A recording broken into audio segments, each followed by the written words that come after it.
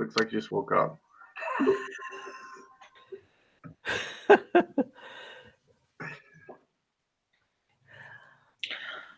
All right. Hi, everyone. Good morning, Leah. Good morning. Hi. It looks like it. Oh, I'm echoing. It's 10 o'clock, so we can get started because I know we have a really full agenda today. And hopefully you all have that in front of you, and I'm going to have to bounce back and forth on my computer. So calling to order, the first item of business this morning is changes or additions to the agenda. Does anyone have that? Leah, this is Lori. We've had a suggestion to move the introductions up earlier. So we have an introduction of Griselda. I think Fort Collins has an announcement as well about a change in promotion for one of their staff members. And then we have an Estes appointee announcement. So if you don't mind, if we could move those earlier. Yeah, that seems perfectly fair. Why don't we do review approval of the written agenda, and then we'll do the introductions. So then quickly moving on, is approval of the update on August 10th, 2020. Lori, do we need to make a motion for that? It says approval. I'm sorry. And did you want Rita to take attendance today? Yeah, that's probably a good idea. I think she's ready. All right.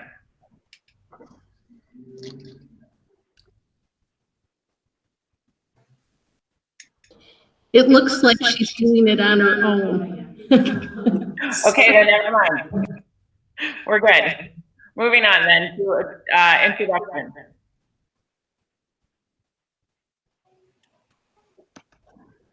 And that would be so Estes. Yeah, this is Kevin, and from Estes Park, and I'd like to introduce Honorable Mayor Wendy. Starting on this, I'm understanding was on this committee before, so it's a little deja vu probably for her, but I'm sure she'll help you out with her experience and knowledge of the Estes Park area in Larimer County. Okay. Thank you, Kevin. I second the support of Wendy. So good to have her back on the way she said. Thanks, Wade. I really enjoyed being on this committee when I was on it before. So I'm excited to be back. Well, we are glad to have you back. Thank you. And just a reminder, if you could mute your line when you're not talking, there's a lot of feedback that we're all getting.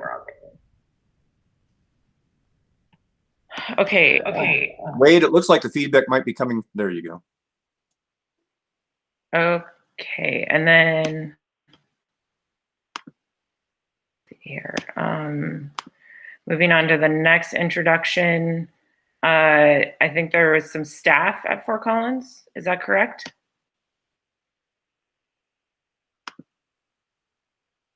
Is there staff changes at Fort Collins that we're going to be announced? I know that Susie Gordon has retired, and Carolyn is now in her position, and I don't know if Carolyn's on, but that's the staff changes from the city of Fort Collins perspective. Carolyn Mitchell, Carolyn's on, so. Yep, I'm here. Hi. Yeah, there's Carolyn. So welcome, Carolyn, to in support of Fort Collins. So thank you, Carolyn, for being here. Thank you, Mayor.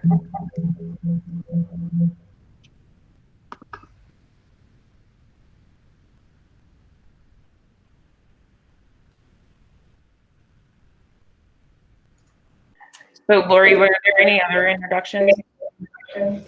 Yeah, the one that's most important to me, right? And that's we've been searching for months. to find a communication specialist to work with us on the solid waste master plan, as well as other landfill related issues. And when we get the ranch working again, the position may do some work as well for the ranch and some of our master planning there. But I'm delighted to say that our wait was well worth it, and we have Griselda still on board, and she's going to give you a brief update on the work that she's been doing and how she'll be able to support us as the policy council. Great.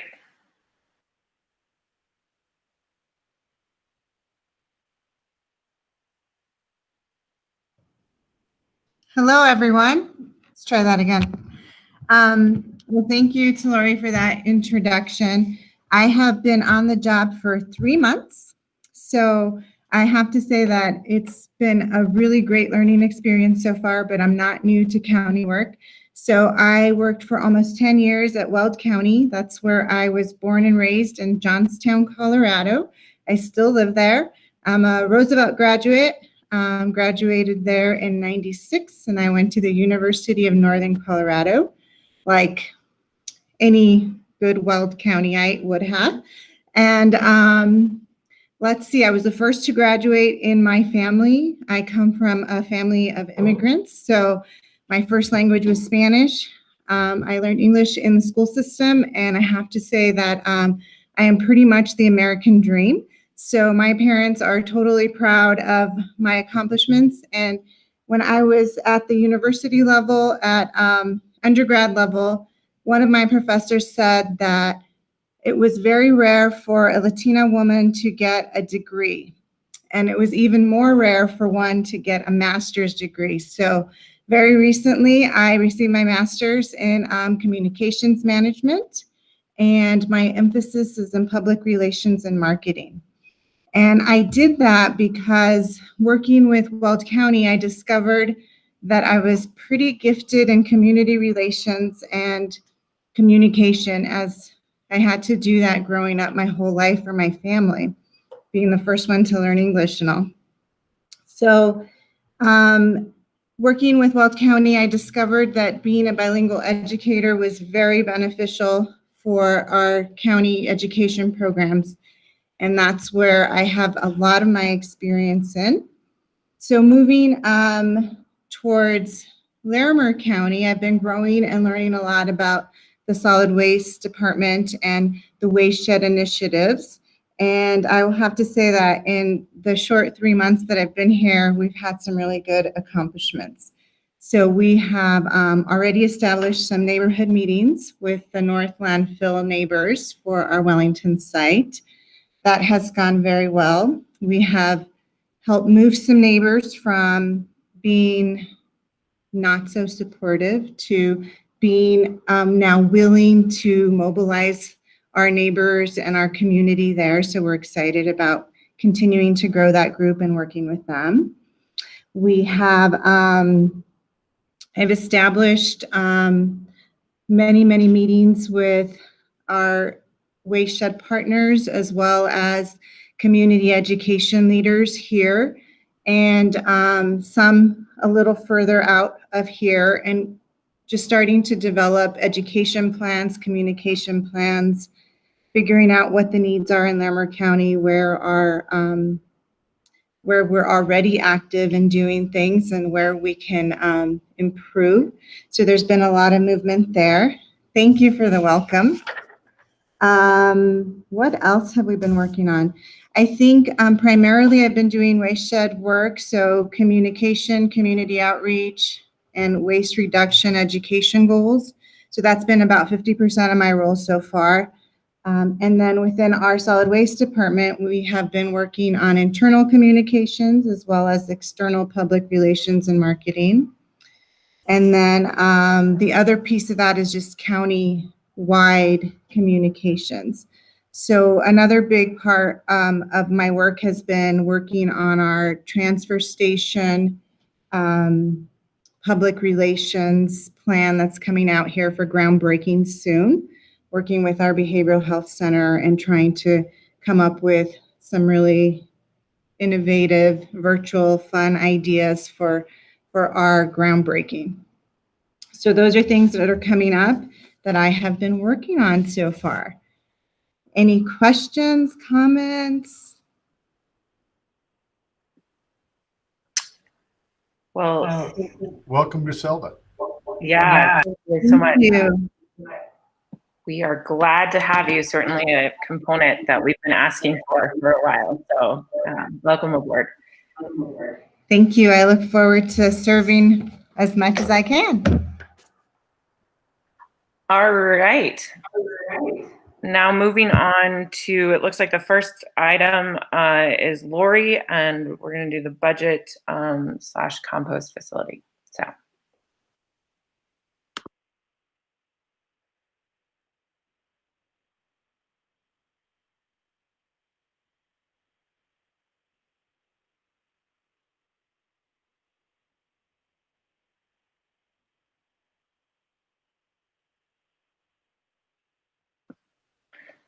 Lori, I think you're muted.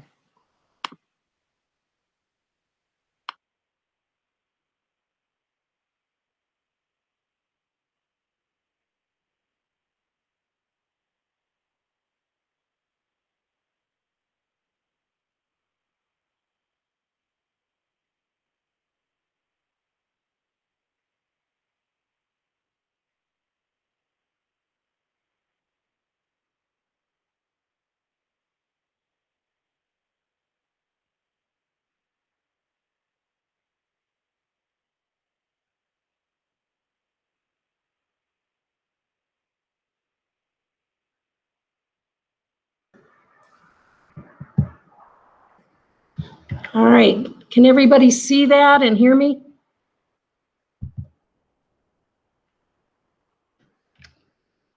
Can you see that, Rita? Yeah. Okay. I can hear you. What I'd like to do is just give you an update on where we're at with the budget this year. The county does their budget every year, and so as the service area director, I was required to submit the budget last month, and it's being reviewed by county leadership right now.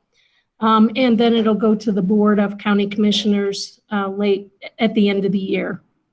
So I just have a few slides that I want to show you what our revenues did for this year, our capital projects, and how that compared to what our consultants first thought our project costs would be. So when we look at our revenues this year, the thing that is important from a planning standpoint is the impact that we had with COVID. And if you take a look at the landfill fees, you'll see that in 2019, our actual landfill revenue was over $11 million. Our budget for that year was roughly $8 million. And so we were able to set aside $3 million towards capital projects. And that's been the approach at the landfill for the last 3 or 4 years, is to keep operating expenses lower and use the difference in the revenues collected to plan for our capital projects. With the COVID impact this year, our revenues will not come in anywhere near the $11 million, and we'll be lucky to make the $8 million that we have for operating expenses this year. And that is primarily due to the decrease in commercial hauling. We have had a tremendous increase in individual households coming to the landfill, which has helped make up that difference. Otherwise, it would be even greater. I want to draw your attention to what our revenues are, or I'm sorry, our reserves, which are over $47 million, which you think would be very healthy until you take a look at what our capital needs are, as well as what we have to set aside for the Department of Health and Environment for the landfill closure. So here's our capital plan. And as you can see, the request that went in this year is for $26 million. And that was after we deferred the composting project out into the future, because otherwise we would have had a capital request of $36 million. And if you do the math, $36 million away from the $47 million that we have in reserve would put us at exactly what we need for the state. And with no money available for 2022 to do any capital projects. What happened there? Sorry about that. This is what happens when you're using someone else's technology. So in 2022, you can see that we need to finish the new landfill, and that has been estimated at another $20 million to date. So we still have a financial concern if we try to cash fund these projects. So they'll either be phased out if we use cash funding, or we'll need to look at different methods to fund the capital projects. And I prepared one other slide so you can get a better idea, especially those of you who were part of the Wayshed master planning efforts. You might remember a $50 million estimate for the Tier 1 projects. We went back through and actually looked at all of HDR's work and estimates, and their estimate at the time was $56.1 million. Right now, as we're designing the projects, you can see the big difference in the transfer station and the new landfill from what they projected to what the actual costs are likely to be.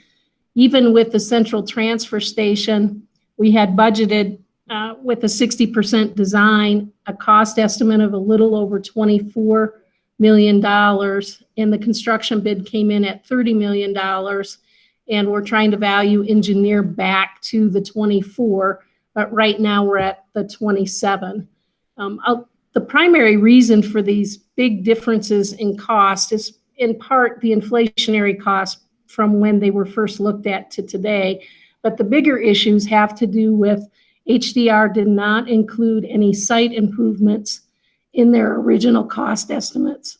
I'm sorry that having trouble with the smoke here. And there are significant site costs at both the new landfill and the existing site. So that's the primary difference. And the Policy Council does have a responsibility within the IGA to take a look at our budget and to have that reviewed. And, you know, I would welcome whether or not you would like to make a motion to support what the staff recommended, or if you have other ideas and would like to make a different recommendation to the Board of County Commissioners. And I'm happy to answer any questions.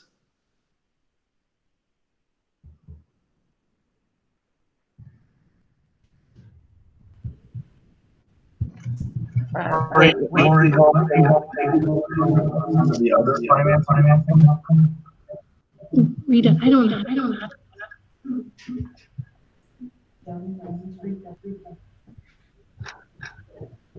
I'm sorry, Wade, could you repeat that question? Actually, Steve said something. Lori, you mentioned that there might be a possibility of other financing options. I'm just wondering what might take a while to do and what applications might be. Best I can tell from that question, it sounds like you're breaking up. And at least what I thought I heard was, what kind of financing options are we looking at? Is that accurate?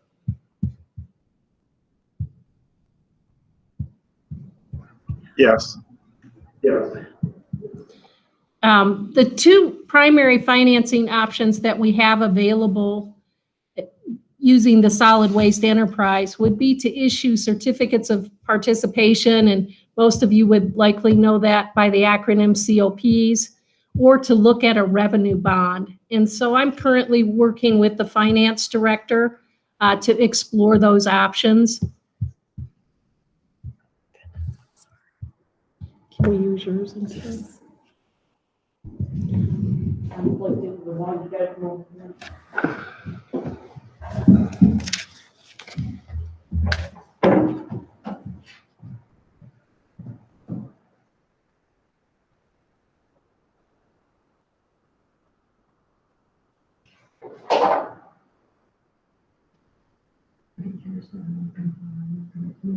Yeah, it'll stop sharing.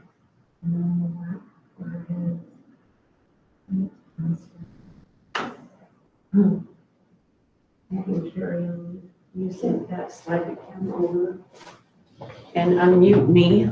You are now me, and I'll try to get off of this. I just learned a valuable lesson that you should never use a communication specialist computer. There are 5,000 things out there and it's not coming back to that line. So read it as I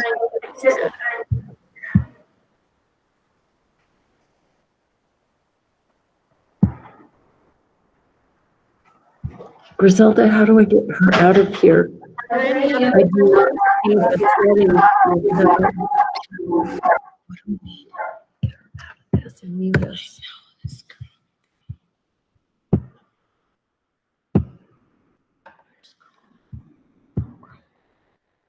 There. No. Mayor Troxel, did you have a question? Yes, thank you. Thanks, Lori, for the presentation. I know this is budget conversation, but I'm interested in the landfill. So as it moved from commercial to more residential, but just from a volume standpoint, how's the volume to the landfill changed during COVID times?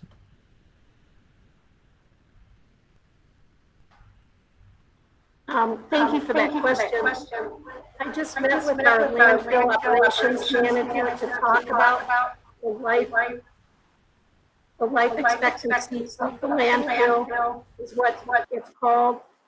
We have, it looks like 4 to 5 more years that we could operate the existing landfill. So something that we're exploring is using different technologies so that we could keep the landfill open for that long.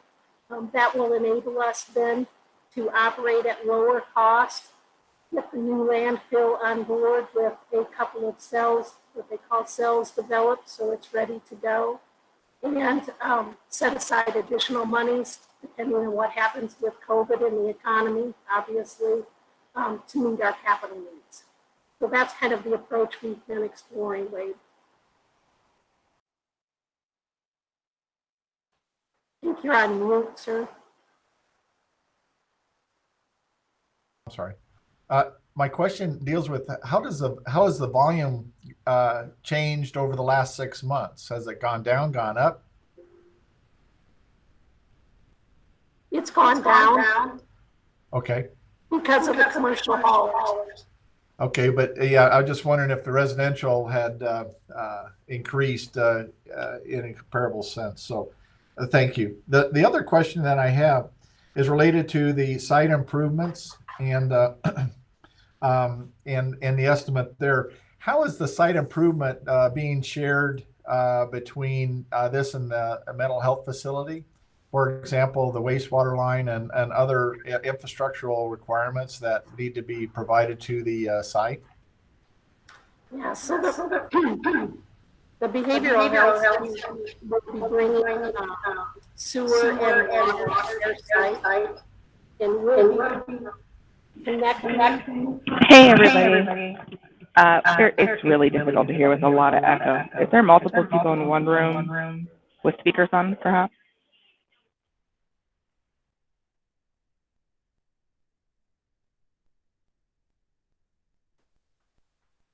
Okay, so I'll try this again. The short answer, Wade, is that we have it set up just like 2 separate developments. And so we're sharing the cost just like you would divide it between 2 different property owners. In fact, the Behavioral Health Center is in the process of purchasing the property for that site, and it will be conveyed over to the behavioral health side of the county operation. Thank you.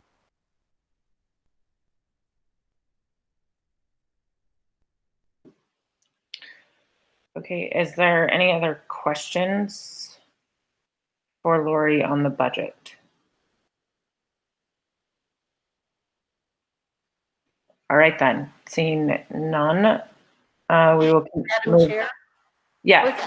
Just wondering if the board wanted to take action, or if the council wanted to take action to either support the budget as it's recommended to the Board of County Commissioners, or look at different alternatives or make a different recommendation, or nothing. I mean, I would be open to that. Is there thoughts from the rest of the members? Dave? Yeah, so I guess the big question, big question is this financing that someone brought up, and without an answer to that, I'm not sure how we can approve this budget, which is obviously way out a lot more than originally planned. So it seems like we got to have financing options in place before we can approve a budget, can't we? Or am I missing something? No, I agree with Dave. I think we're all disappointed to see some of the projects have to be postponed. The options are to do that or to look at the implications of those two financing ideas that Lori mentioned. And maybe it would be good if we could get an update once finance has a chance to look at what that financing would look like and what the revenue obligations would be to meet that financing. I think the Board of Commissioners would be very interested in knowing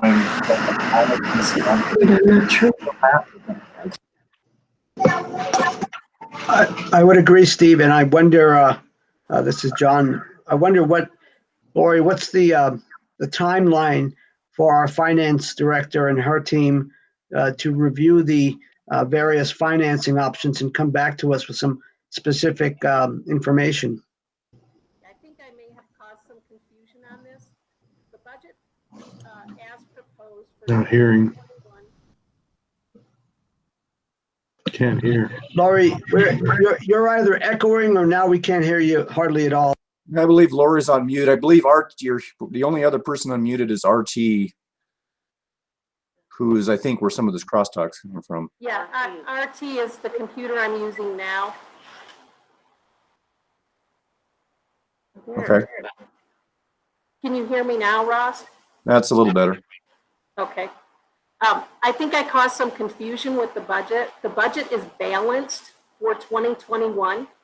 The primary project that we're working on is the transfer station. We have enough money to pay for the transfer station in 2021 and 2022. So the projects that we would need to look at doing something different, depending on what happens with our cash flow in the next couple of years, would be the new landfill and or the rest of the tier 1 projects. So the composting, for example. But we have a balanced budget and enough money to go forward in 2021. And if we're looking at finance options, we'd be bringing those back to the Policy Council for review and consideration later next year. So Linda, Lori, you're just simply saying we're approving the budget for 21 and nothing more. That's correct. Then I'm okay with that, Leah. Okay, and I certainly support it. I mean, anything that keeps us moving forward. So I think that's an important thing because we put this terrific plan together, and I would like to see, the momentum, keep that momentum. So. Yes, we agree with that, and that's the approach that we've been working on at the county. And I'm certain that we'll get information about the budget sooner next year because we'll have better numbers and projections.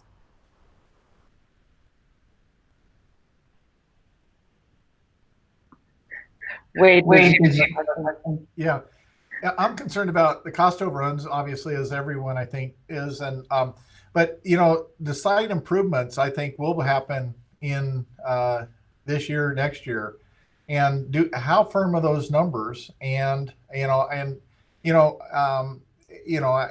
it relates to the two major projects that are going there, and so how will that be handled if those are firm numbers now? Do we have firm numbers on all the site improvements so that those will be covered in a real way? We have firm numbers at the transfer station, and I think he's going to give us enough on the next agenda item. And the site improvements. So I'm thinking of utilities and all of that.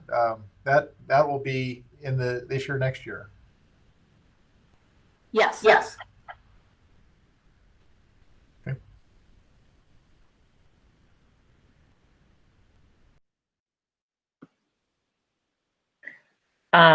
Okay, I think there's some concern about the echo and the inability to hear. I think as long as you are muted when you are not talking, it seems to be working okay. So I think we just have to be really vigilant with the muting and unmuting while you're talking and not talking. So just yes, yes, what you said, Steve. Okay, so with that, and members who'd like to speak, as long as you're on and you raise your hand, I can see that you would like to talk, so I can call on you. I just have to unmute and mute too. But we can do this. We can. Okay, so with all that, is there any other questions? I think Ross, you might have had a question. Well, I was going to say I'm really interested in the financing option. I think the cash only position that we've previously had is constraining our options. So that said, if we think that adopting the budget now doesn't pose an obstacle to us considering financing for other construction projects, then I guess I'm okay moving forward with it. But I do want to get the transfer station started. John? Thanks, Leah. Did we get a clear answer to the mayor's question about solid numbers regarding the necessary site improvements for 2021? Thank you. Yes, we have solid numbers for the site improvements for the transfer station and for the transfer station project, and we have enough money to pay for those. And they're included in that spreadsheet that you just shared with us? That's correct. May we see that again, please? I can't do that right now because Griselda took the computer because it was causing a lot of problems in here. Yeah. But I can get those sent out to everyone so you can take a look at them. It would be great, those little slides that you presented, Lori, if you would be kind enough, Griselda, to send those to the Policy Council folks so we can actually look at something visual and kind of process it a little bit better. Thank you. Yep, will do.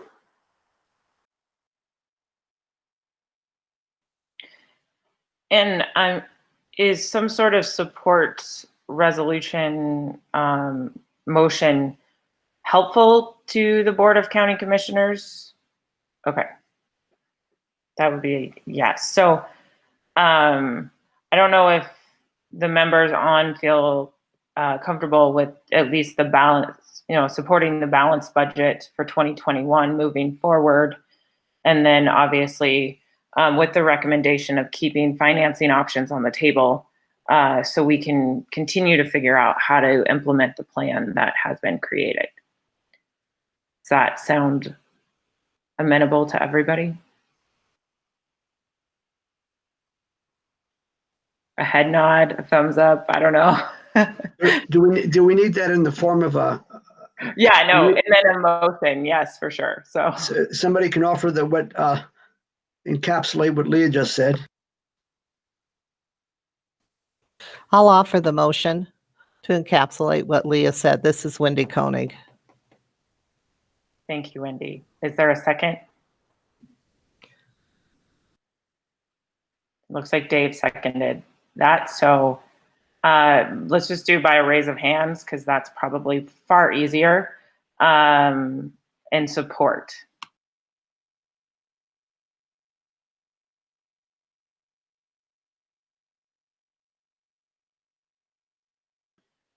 And I don't know, Rita, are you counting those? Yes, and she's recording, so she'll be able to get it. Okay, and it looks like there was one kind of Tim managing the chat here too. Says he's not comfortable just seeing this for the first time. So I would guess, Tim, is that you're abstaining?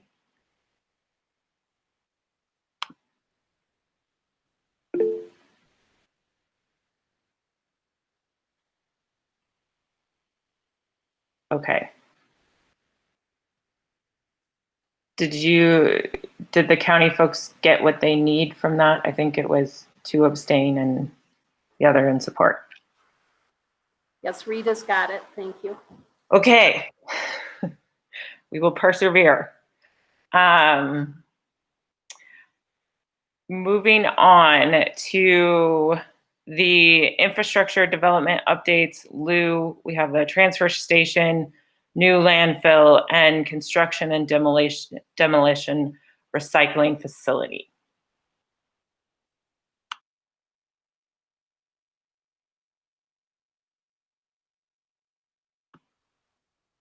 That's you, Lou. You're up, wherever you are.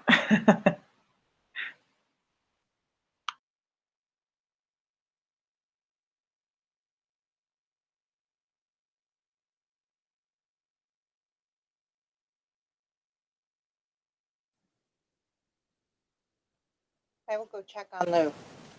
Can you hear me now? Good, sorry. It's this microphone. I had to reset the settings. All right, so thank you, everyone. Sorry for the technical difficulty, and I will persevere through this one and start this presentation. Let me put on my slides and go forward with this.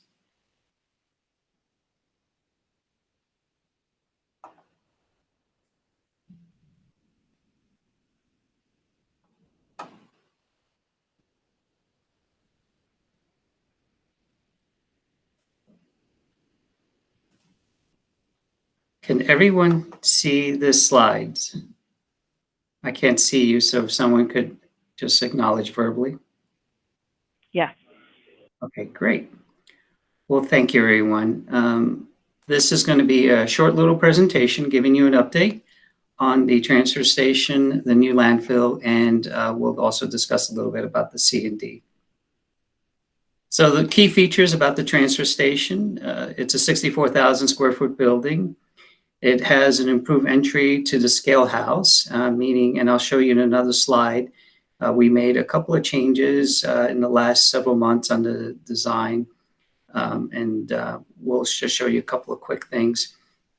But it has a nice little scale house, administrative building, approximately 30 to 40 transfer trailers will be leaving this and heading up to the new landfill. It has a 3-day holding capacity for the windy days. Just as a reminder, one of the things of why this transfer station is costing a little bit more money, it went from a 56,000 square foot building to a 64,000 square foot building. And that gives us the ability to hold the solid waste for up to 3 days in case we have high wind events up at the new landfill, which I'm sure we will because that area is known for its high winds. So that's one of the reasons why this transfer station is costing a little bit more money. And that's some of it is attributed to the size and the expandability that we created with the transfer station.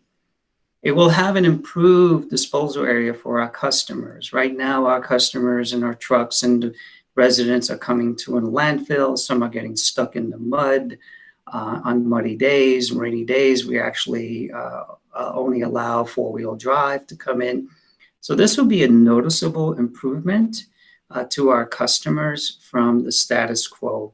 And again, the estimated cost is $27 million.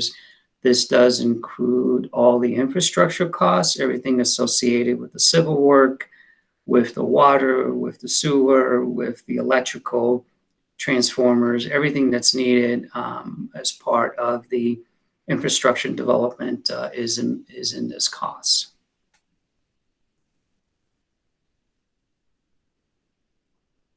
Here's a view of the actual transfer station from a 3D model. It's actually a very good looking building. It's a clear span building. On the north side would be the area for the commercial vehicles. And on the southeast side, you see all these doors. There's about 13 bay doors.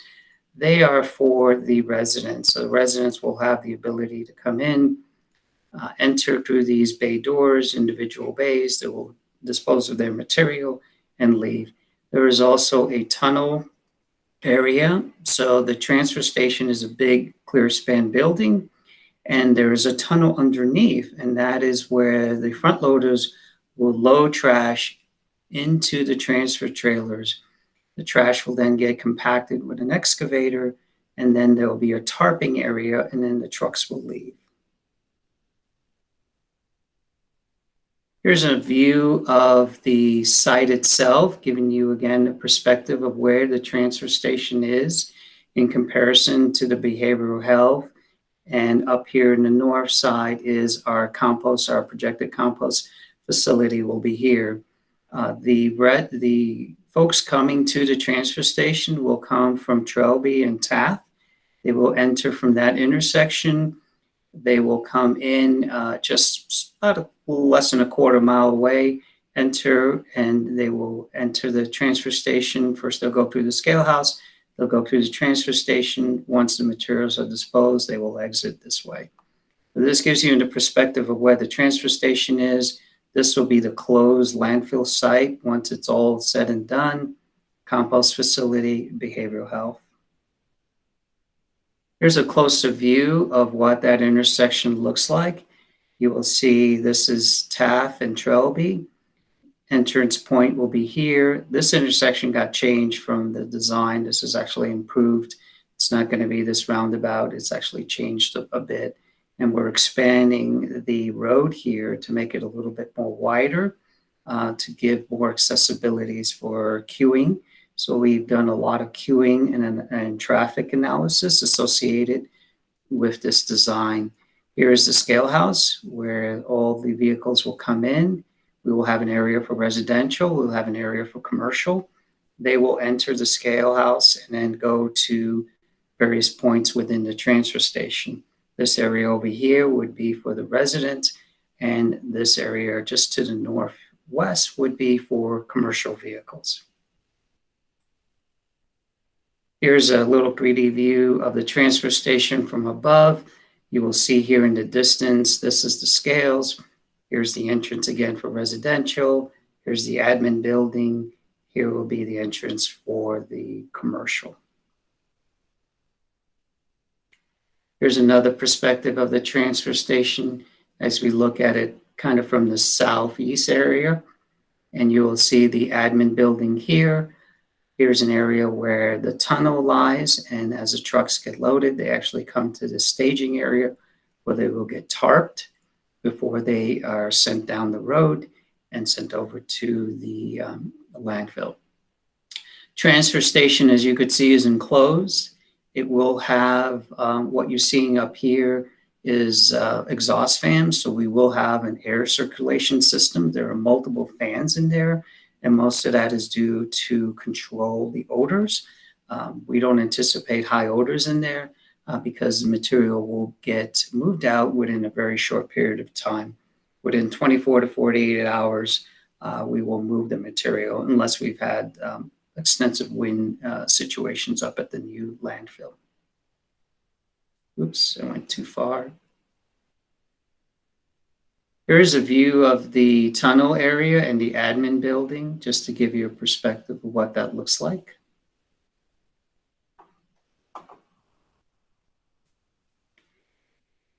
And then the central transfer station, let's look at the task of what we've completed and what we are timelines. So right now, we've completed our 65% and our 90% drawings as far as review and design.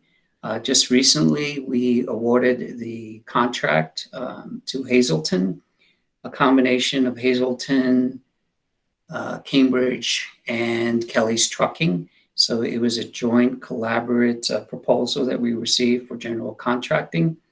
So Hazelton is going to be mostly the general contractor in charge for the behavioral health, and Cambridge, who designs transfer stations throughout all over the world. They've done quite a bit of them. They're mostly the contractor involved with our transfer station. And Kelly's Trucking is a civil contractor that's going to be doing all the civil work. Right now, we're in the process. Contract has been signed. The award has been made. And the general contractor is in the process of putting out the bids for the construction to the subcontractors. And that process will take place from November through December. And looking at 2021, we're actually going to be breaking ground right at the beginning of the year, right in January, and we will have a groundbreaking ceremony. I believe that is on December 16th, both for the transfer station and the behavioral health projects. So from December of 2021, from January 2021 to December of 2021, for the whole year, we'll be doing civil work, general construction, and we'll be building the scale house and the transfer station building. And our plans are to be operational in June of 2022.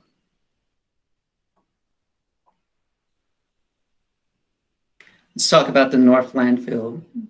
North Landfill, just to give everyone a little bit more of an update, it is a 2-unit design because we have power lines going on a diagonal right through the property. So we have 2 units, one smaller than the other one. The first unit is what we're calling Unit 1. It will have a 75-year capacity, 51,000 cubic yards, and Unit number 2 will have a 26-year capacity, around 17,000 cubic yards. The landfill is designed to receive materials from the transfer station and from the haul trucks that are bringing material up in the northern quadrant. Anything in the southern quadrant is going to be directed to the transfer station to mitigate the traffic. We're going to try to direct as much traffic as possible to the transfer station, but there will be some routes that are being conducted up in the north by the private haulers, and they would be accessing the landfill from their direction. It's a 626-acre site. The first unit is around 21 acres. That's the actual fill. And unit number 2 will actually fill about 105 acres as what we are calling our fill footprint. It's we're doing a traffic study right now. We've expanded a traffic study, and we're looking to see what the potential routes are going to be for the haulers. We already have an idea. We did a traffic study for our big trucks or our transfer trailers, and we have a couple of options as far as routing. We haven't had, we've had some suggestions, but we don't have anything in stone as far as what route we're going to take. That is something that county engineering is evaluating at this moment. We're expanding that traffic study. So as they're looking at road improvements between the Al Canyon exit and the transfer station Route 9 access way, the county engineering is actually looking at road improvements and the intersection. So we're looking at all options right now. We're also getting some feedback from the public. We're doing a lot of community outreach in order to ascertain what is the community's interest as far as which routes they would like to see, and we'll take in all that consideration and input right now. So the transfer station is going to be for commercial customers. It's not going to be a public drop-off. There will be little satellite convenience centers. There's one in Wellington that is going to be accessible for the public. That's kind of what we're doing today. We're also doing that because we don't want a lot of traffic heading up to that landfill. And as we're seeing right now, we get 900 to 1,000 customers on some given days. So that's a lot of traffic. So we're going to try to mitigate that as best as possible and just have this landfill just for commercial haulers. We're utilizing industry best practices. So what does that mean? I brought this up in other presentations. We're taking into account a very robust program when it comes to litter control. We're putting in berms, high fencing, both internal and around the perimeter of the operation. We're doing a lot of things that were not as part of the original design that have actually increased our costs as well. And we're taking a very robust litter control program as part of this association. Today, the project estimate is right around $25 million. That includes all the infrastructure, the roads, the deep water sourcing that we're going to have to do, and all the infrastructure associated with developing the first cell. Here's a view of the site. You could see that this is Unit 1 here to the western part of the property. This is the power lines that are run on a straight diagonal, and this is unit number 2. One of the things that we've done in the last couple months, originally we had the main entrance coming in over here, and we moved it up here to the north. And what that does is, because our development work is going to start here, it just makes a little bit more sense for us to have the traffic come here instead of having the traffic enter here from this area. This also gives us accessibility to come off of Buckeye as well as Owl Canyon Road. Our timetables. So we have already completed our EDOP, our Engineering Design and Operating Plan. That is the main permit that we need for the state in order to have our license to move forward with this development work. We've completed our 30% drawings showing some specifications, locations, some details. We have not completed final design. That is something that's still in the works. And we feel that if we look at this a little bit more prospectively, once we finalize our design and go out to bid, we may be able to get some favorable numbers and bring down that $25 million. That's just something that we're hopeful for, but we don't have those details yet until we start bidding this out. We've completed our location and extent review. That process has been already in place. So right now, between October and November, we just recently received comments from CDHPE, Colorado Department of Public Health and Environment. They are the regulators that have reviewed our EDOP. They have recently just given us comments on it. We have several months in this process to review the comments, respond, and go back and forth with them on the comments, make sure that we answer all their questions and do all the technical assessments associated with our permit and our process. We are hoping to have this process completed sometime around the first quarter of 21. And we are also hoping to have our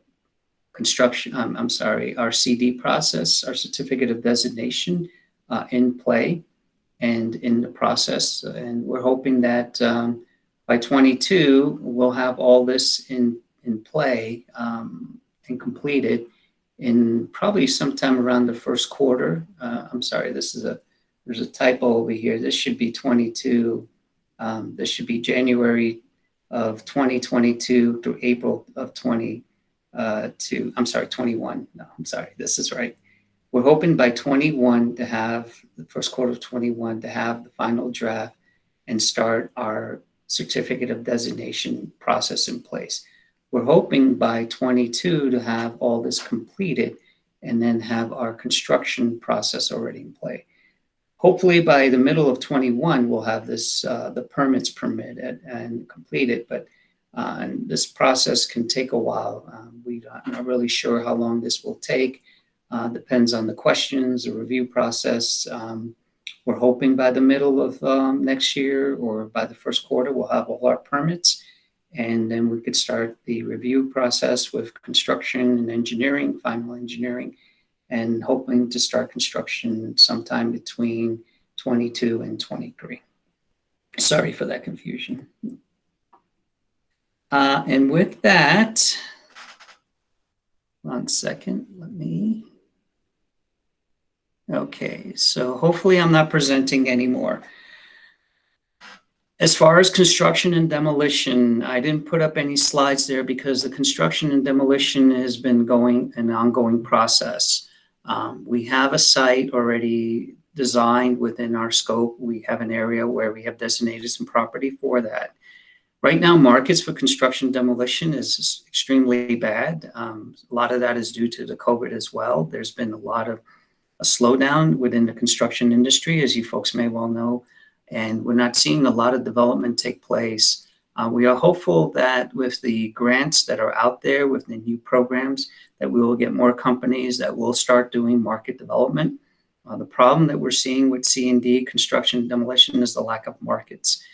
If we were to put a processing in place, we don't really have a lot of areas to take a lot of the materials. And that's kind of been our handicap with that. We've been talking to other companies right now. We're hopeful to try to get a pilot project in place that was been put on hold for a year due to everything that's been going on with COVID. A lot of companies right now have slowed down and are just kind of hanging on with this development work. So unfortunately, I wish I had more that I could report as far as progress with C&D, but right now it's kind of been just everything has been put on hold, and we're just moving forward with the transfer station and the development work with the landfill. So with that, I will pass it back to either to Leah or I don't know, Lori, if there's anything else that you wanted to add to this.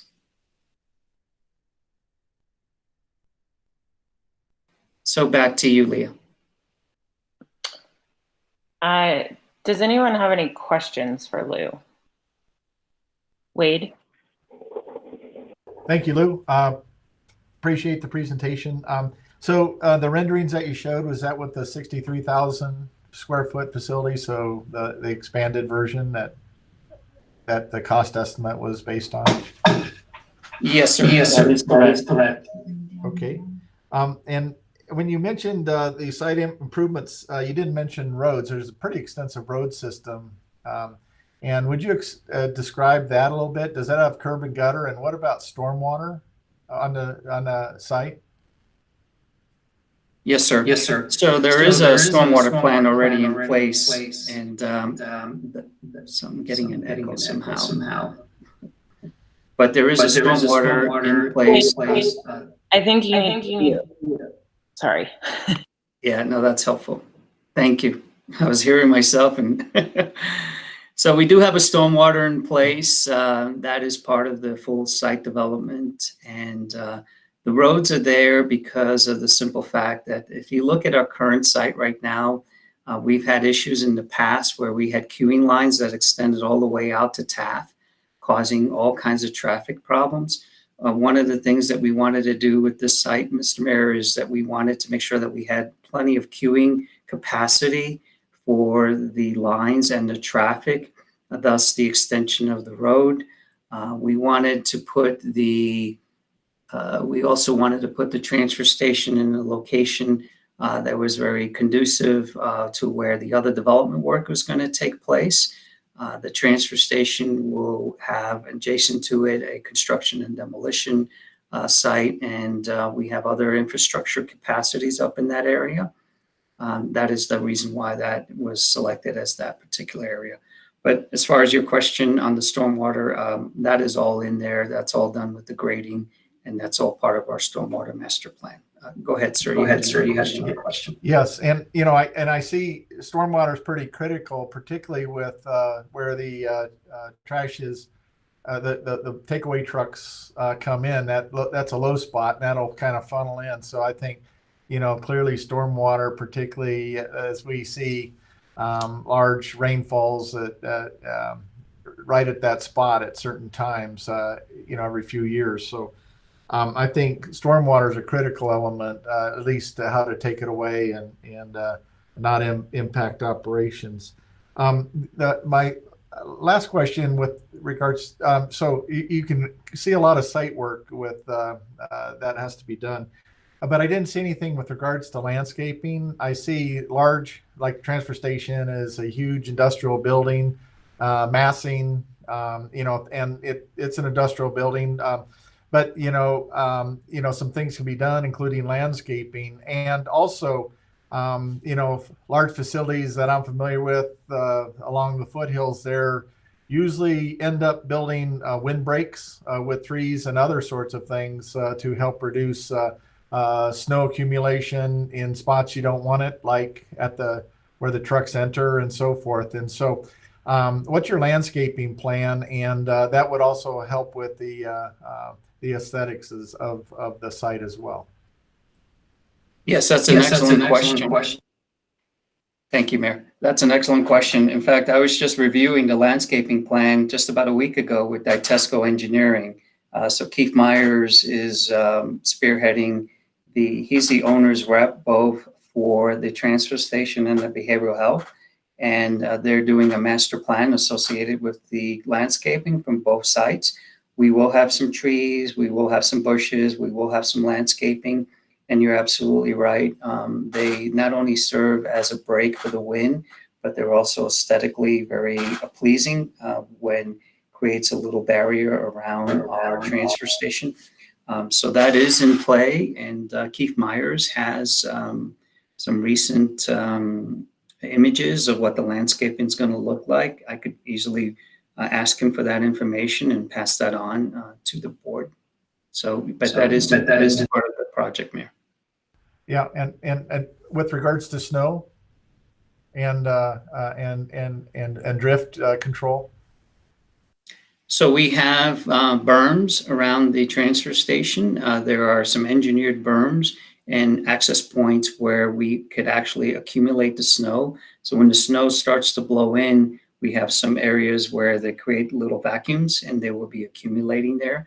And we also have designated areas where actually when we plow the snow, we'll be pushing it in a designated area. So it's not just sitting out there on the road or on some bank or pushing it up against trees and knocking it over. So that has been engineered into the design.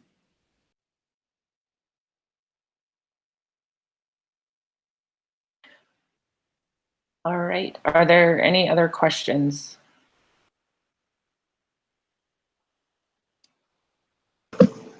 Yes. Nope. I have a question. Leah? Yep, go ahead, John.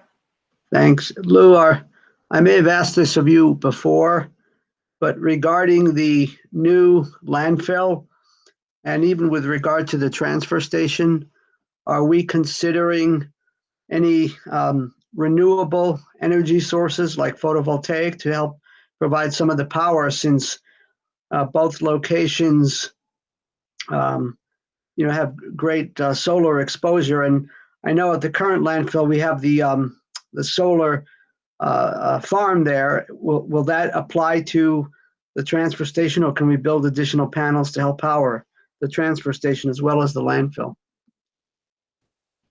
We could always add additional solar panels. If you could mute your mic, sir. I'm trying. I'm doing the best. Yeah, I just I'll tell you folks, when we get to 2021, I'll be glad if we can do less of these kinds of meetings. Thank you, Commissioner. Yeah, I just wanted to make sure didn't get much feedback. So that's an excellent question. We do have solar panels here on our site. Right now, we have no plans with the transfer station. We've been trying to curb costs with that project. That's been some of our number one focus. Not to say that we can't add that later on down the road. That's something that we could certainly look into and expand the project as needed. We don't have that as well in the new landfill, Commissioner. That's not in their plans right now. But again, we haven't finalized the design with the new landfill. That is still something we've only been at the 30% as we look towards final development of that site. If it's something that we wish to do, we could always add it into that project. So that's where we are with that, sir. Thank you. And I guess I'd like us to be more intentional about figuring out, life cycle costs in terms of the more traditional ways to power these kinds of facilities. And because we know that if we consider that, such things as photovoltaic can, that's a good return on the investment. That's a great, it's a great opportunity for us. And we looked at, we actually put in those solo tubes for light to reduce our need for energy. That is something that I give credit to Keith Myers. He advocated for us to put that in. So we actually had translucent panels originally as part of the design. And now we went to the solar tubes, which add a tremendous amount of light and will cut back our ability to even turn on the lights for that transfer station. So that is one of the energy savings that we brought into the design just recently within the last several months. Thank you.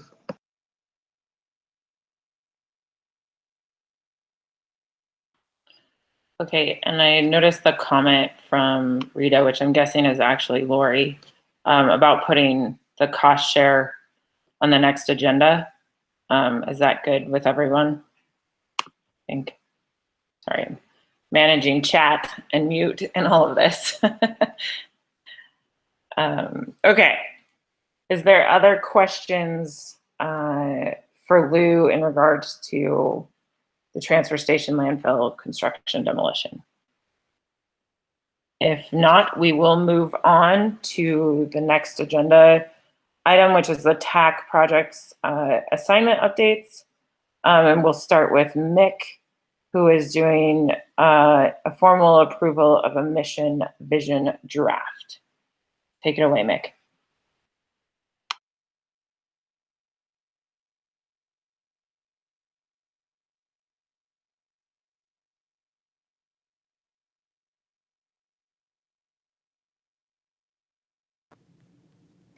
Okay, am I unmuted?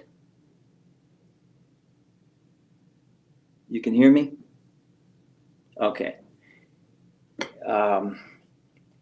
So we drafted with Susie and Caroline's help, the three of us drafted a new mission, vision, value statement and sent it out, and we received feedback from Mayor Troxel and Councilor Clark, who were the subcommittee assigned to this, and we tried our best to incorporate your feedback. Wade's primarily had to do with this being a little too, our first crack being a little too operational, and it needed to be more strategic and talk about the triple bottom line and have more of a sustainability bent, circular economy, resiliency, and so on, systems thinking. So we recrafted it and sent it out. Councilor Clark wanted to make sure that there was a stronger statement in there about the solid waste program that Larimer County operates being a true enterprise fund with no subsidies. So we incorporated that. And I believe in August, the revised mission vision statement was sent out to you all. I didn't hear anything back from anybody.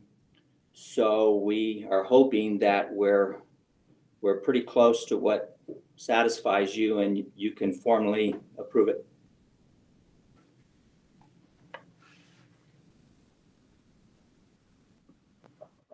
Wade, I see you raising your hand.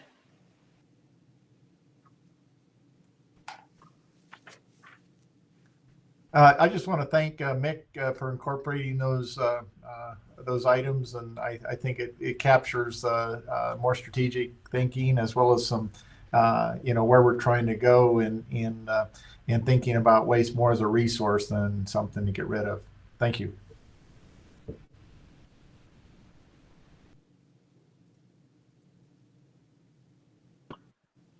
Any other comments, questions?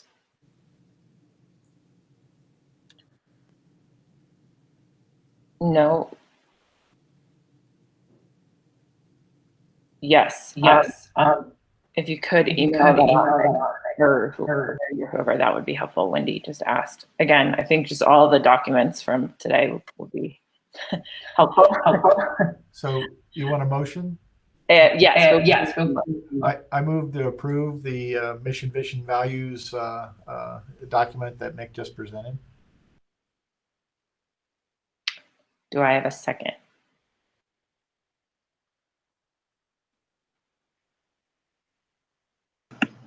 Second. I just had to turn my mic on.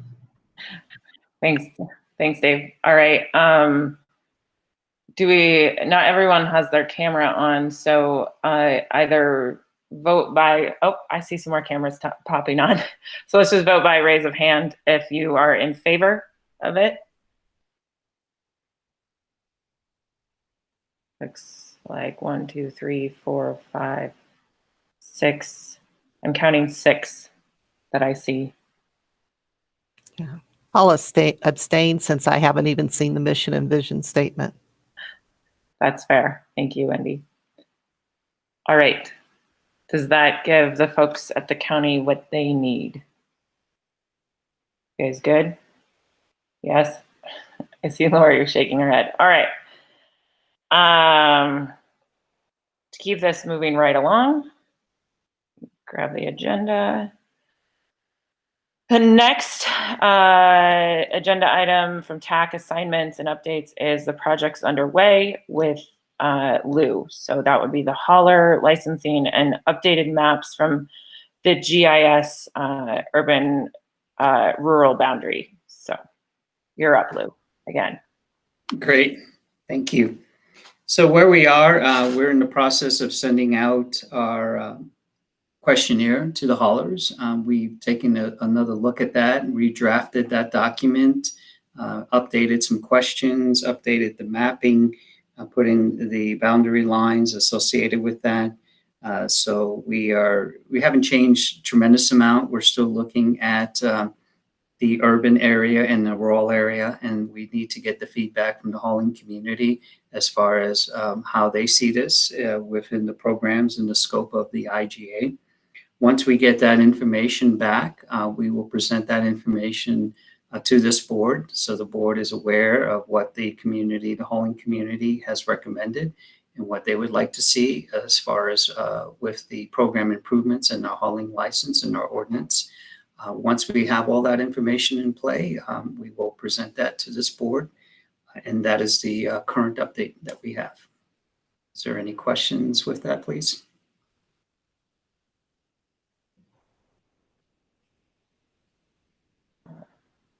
I don't see any hands. So I think we're good to keep moving along, Lou.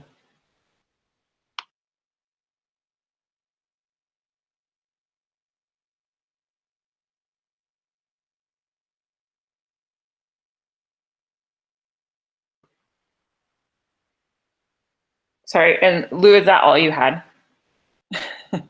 Yes, that's, I was just giving a brief update on that.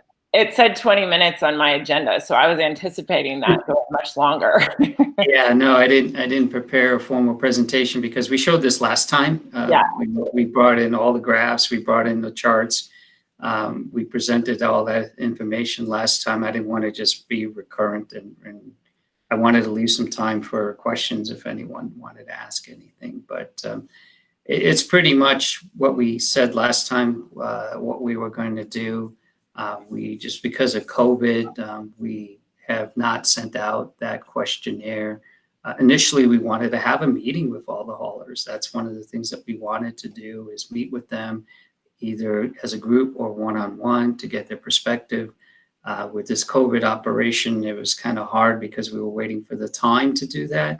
And now we just said, let's just send out a questionnaire. Let's follow up with that and try to do this either through remote operations or question and answer type of situation.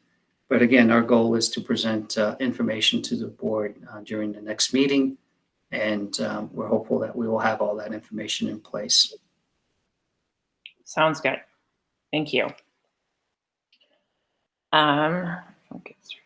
Moving on then, I believe, Lori, you are up next with the project on pause. Yes, and I'd as well like to give just a couple of other updates. First of all, we have a candidate in town today for the solid waste director position. And so I have an obligation with the candidate at noon. So I'll be leaving this meeting around 11:30 so I can get there. The second thing is, the item on the agenda is looking at that drafting an amendment to the IGA, which allows some flexibility in those times or the triggers to implement certain projects. And we've talked about this as a policy council since the retreat time. And I understand that Fort Collins might be willing to take a stab at drafting some language. I'm kind of looking at Ross to see if that information is accurate, because I know Ross and I have had the most conversation about this. Yeah, so I think that we need to find a way to have this group involved in more of the recommendations and not just be kind of a clearinghouse for information on how things are going.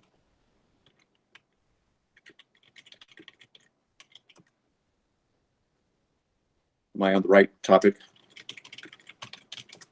I'm not sure that's the one that I was following up on. The one that I was following up on is the one that where you might remember in the IGA, it required the hauler licensing to be done last January. We weren't able to. Yes, do that. that's my apologies. Yeah, that's the same topic. Basically, yeah, I think, as I said, I think we need to find ways to be providing that policy advice as much as we can. And the IGA in particular, rather than having to go back to our individual governments to modify the IGA every time there's a minor change in the schedule or even a major change in the schedule, right? This committee would have the option of validating that kind of decision and therefore kind of empower this committee further in the decision-making process and the policy process. So yeah, I'm thinking, I don't have a specific suggestion for exactly what to do, but I think it would want to be a supermajority or consensus decision by this board if the schedules slip, right, that we can validate that decision. So yeah, that's where I was thinking. I'll chime in on that, Russ. I agree with that too. I think, whatever we can do to continue to move things forward, especially given kind of everything that is going on. I think more procedural things that just might cause delays are going to be more difficult. So, and quite honestly, I feel like at least in Loveland, our counselors and look to Dave and myself as the recommendation anyway for what's going on. So, I think whatever we can do to help keep things moving forward is what I would vote for. Okay. So can I ask a question on that? I guess I'm not quite understanding the intent here.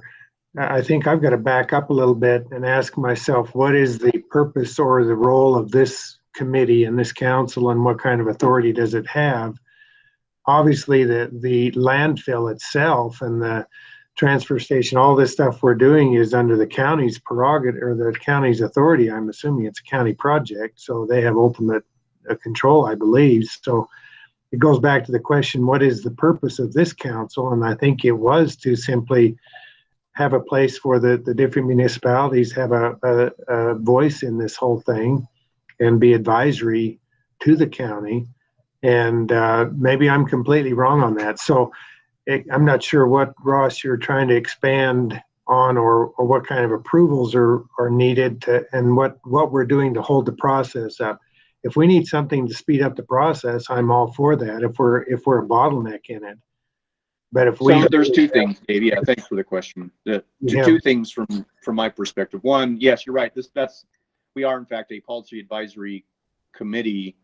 But two, there's a concern that the intergovernmental agreement that we all signed had specific dates in it for construction of certain items and also for adoption of certain policies. So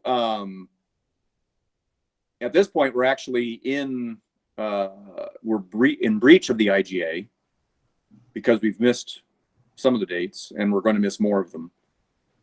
And so I'm thinking that to enable the intent of the IGA to go forward, I want to add an additional capacity or power or authority to this subcommittee, which is to validate specific dates by supermajority vote of the policy committee meeting members.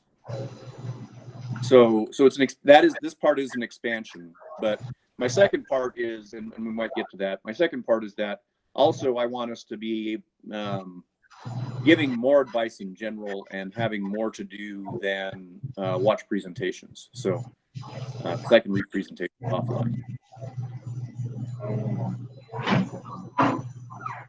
That second part is not relevant to specifically what Lori's talking about, but it is what we're talking about at the beginning. Steve, did you have some comments? Yes, thank you, Leah. I was just going to say the same thing that Ross mentioned. Since it's been a while since we've met, some folks may not remember, and I know Wendy's new, but the IGA sets out specific performance requirements of the county when certain volumes are received. And it also set out some specific dates when these things had to happen. And there was a little bit of a conflict between those two. We were unable to meet the date deadlines because we didn't have the volumes, I believe, and other things have happened. So Ross is exactly correct. We're kind of in violation or not in conformity with some of the dates in the IGA. And it really does make sense what Ross is saying, I think, for this group to have the ability to make technical modifications, not big substantive changes to the IGA. Obviously, that would be different. So I think that makes a lot of sense. And as far as this group making serious recommendations, I can tell you the county takes the recommendations of this group very, very seriously.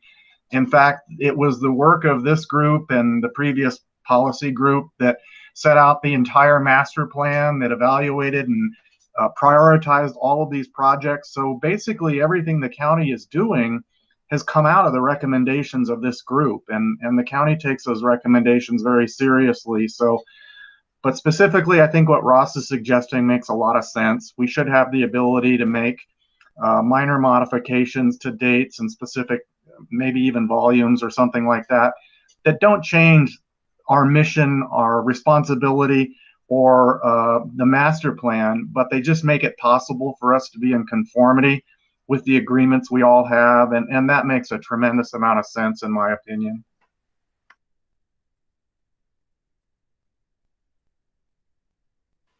So what do we need to do from a formality standpoint to make that happen? I guess I'm looking to the county staff. Yeah, thanks, Leah. When I reviewed this with the county attorney suggested that we modify the IGAs to include the new dates. I think the issue is that we're going to be chasing dates. So you might remember Fort Collins did a resolution to extend the time frame for the hauler licenses, not expecting COVID to hit and have the kind of year that we've just had. So they would have to go back and expand another resolution or add another resolution to chase that date. And when I talked to Bill, our county attorney, about it, I said, we can be chasing these dates or volumes every quarter, and it doesn't seem good to me. This would be my recommendation to the policy council, that we even have these kinds of dates in the agreement, or we have another way to modify through the policy council. There's no penalty for county not making these dates, but it's almost like an issue of integrity to me. If the agreements all say we should do something by a certain date, I hate the idea that we haven't met that time frame, even though there's good reasons for it. And there are some parts of the IGA that are in conflict. So for example, we met the trigger to do the composting. There was no operational requirement in there. It was a trigger if Loveland brought a certain volume of material in. It didn't look at whether there was an impact to increasing costs to Loveland or how we could operate it. It just was a trigger that said that would start the composting project. Later in the agreement, it said if the property owners didn't all agree to the location of the composting, then the county didn't have to do the composting. And so there's language in the IGA that's really specific towards project implementation that, in my opinion, either needs to be modified or removed, or another section, as Ross has mentioned, that would give the policy council authority to direct the technical team to have leeway in those issues when it makes sense to do so. So given that, Lori, could you bring back recommendations for those changes to the policy committee for our next one, and then we take those to or they go to the respective communities to approve that. Is that how that works? Yeah, we could do that. I had an opportunity to visit with Caroline, and I think Caroline has some ideas about that, so she might be willing to lead that effort as well.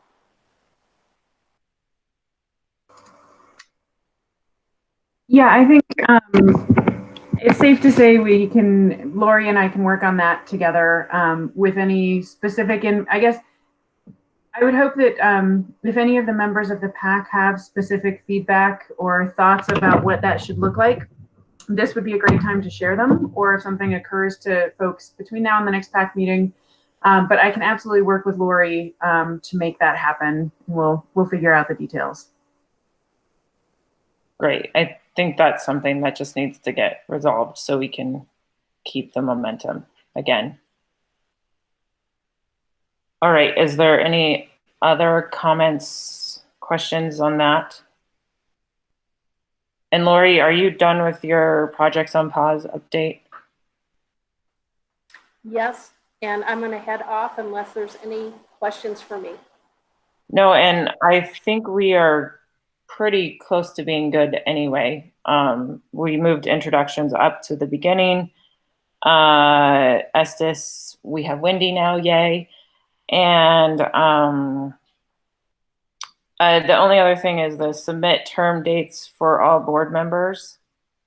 Can someone chat about what that is quickly?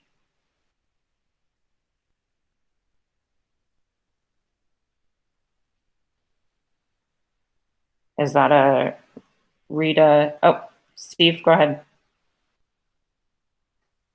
If Rita knows, it's probably better for her to answer, but I think Deborah in our office, she keeps the website up to date as to who the members of the policy council are and the terms. And of course, that's all the appointed members from the other entities. You determine all of that. The reason we ask is we just like to have transparency and disclosure and accurate information on our website for the public, so they can know who the individuals are from all the entities and what the term of your membership is. Deborah's pretty conscientious about keeping track of that stuff and trying to keep it all current. So if you can provide that information from each of your jurisdictions, that will make her happy.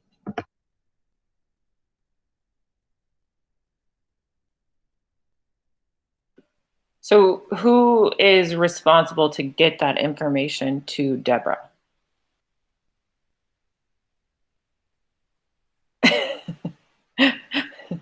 We don't know. Yeah, Rita, go ahead.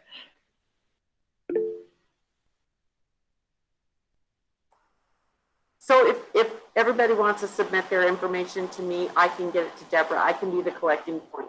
I'm happy to do that. Okay, perfect. I just wanted I to be... also need somebody to identify themselves who was a caller. We only had one call in. I don't know who that was. The number started with 617. I don't know who that is. And I Maybe don't it dropped out since they're I've with been us sitting back here and can't see it. anymore.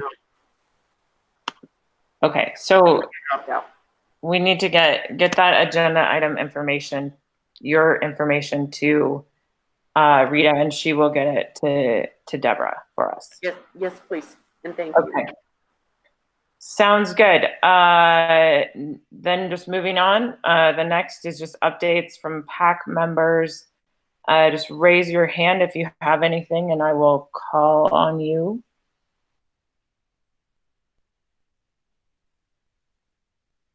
A quiet bunch today. Okay. Oh, wait, go ahead. Go ahead. Yep.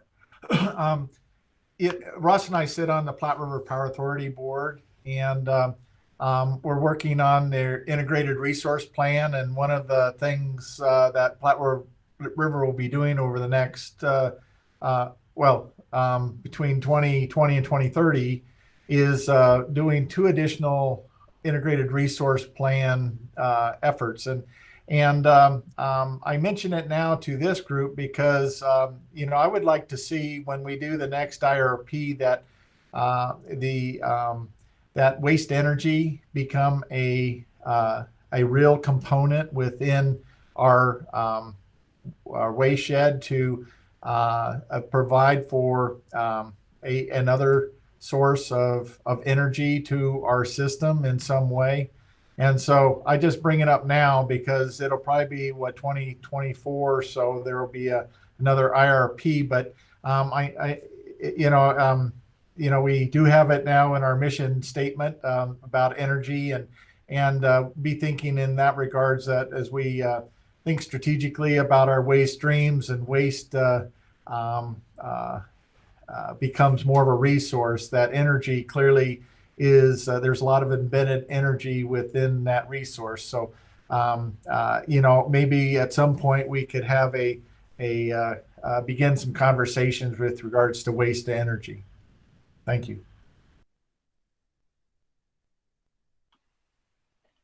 Thank you, Wade. Any other comments? Steve? Yes, thank you, Leah. And I totally agree with Mayor Troxel on that. I have visited a couple of these facilities in other parts of the country. They're very valuable entities to the whole waste energy circular economy. They are quite expensive, and I think probably obviously require some kind of a public-private partnership, I think, to develop, which would be very good. One of the commitments the policy group made when we ranked the projects is that we would review periodically the other tiers. And I think it might be helpful for us to encourage staff. I know they're working on a lot of projects, but we don't want to forget that as situations change and as expectations of the community change. I think we want to remind our staff, our TAC, if they could take a look at those other tiers, that would be very helpful, and maybe put out some kind of notification that we're interested in potentially looking at partnerships with private entities to do that. But we did make that commitment as a part of the master plan. We will look at those other tiers, and I think that's something we don't want to forget.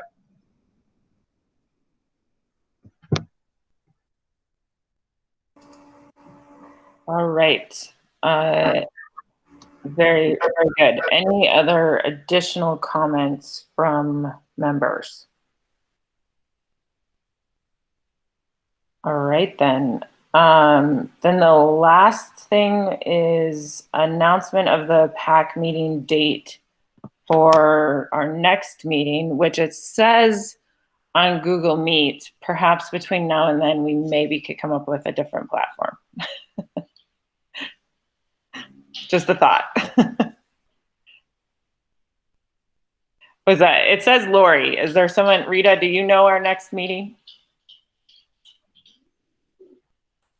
I do not. I do know that we have one scheduled, and I will. Let me see if I can pull it up.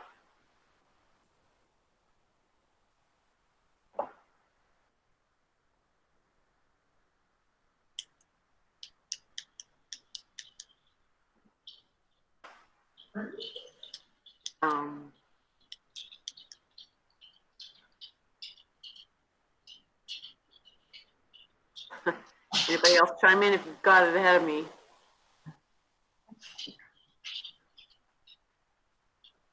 Well, there is a meeting in the future. We know this. Yes, we do.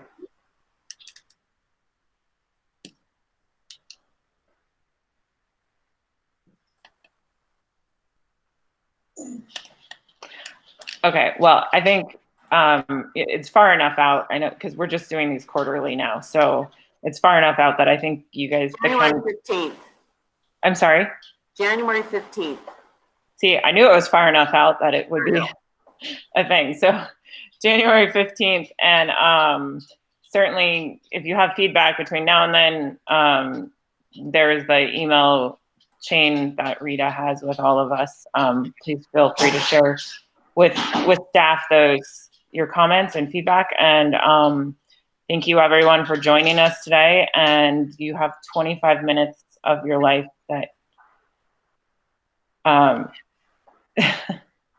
and Steve won't be with us. Oh, that'll be so sad.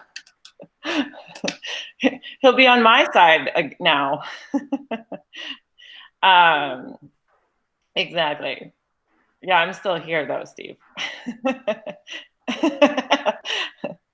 Fair enough. All right. Well, I feel like we should have done a better send-off to Steve then on that note, but certainly now that he's brought that up, we've been on this committee since its inception with Steve, myself, Mayor Troxel, and Ross, and Wendy was there to begin with. Yeah. So certainly, certainly appreciate your commitment to this, Commissioner Johnson, and all the work that you have done to get us where we are. And we hope that we can continue to carry the torch forward and really do service to the waste shed here in Larimer County. So, all right. And with that said, I think that is everything. January 14th, we shall convene again. And thank you so much. Bye, everyone. Bye-bye.